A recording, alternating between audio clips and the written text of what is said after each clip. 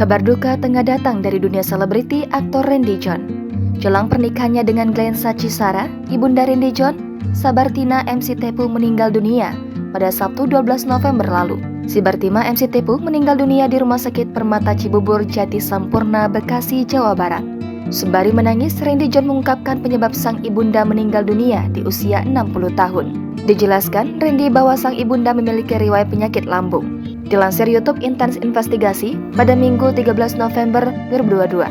Lebih lanjut, Randy mengatakan bahwa sang ibunda juga rutin mengonsumsi obat dokter. Namun, kondisinya drop dan mengharuskannya dirawat di rumah sakit.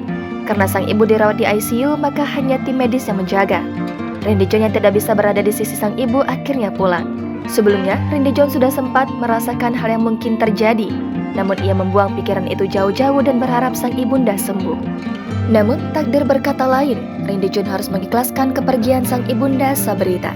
Randy John juga mengatakan saat berada di rumah sakit, ia sempat menunjukkan foto sang ibunda mengenakan baju pernikahannya yang dipakai nanti, namun ibunda hanya tersenyum. Tak hanya itu, Sabartina juga sempat berpesan kepada Randy John jika menikah untuk menyayangi pasangannya.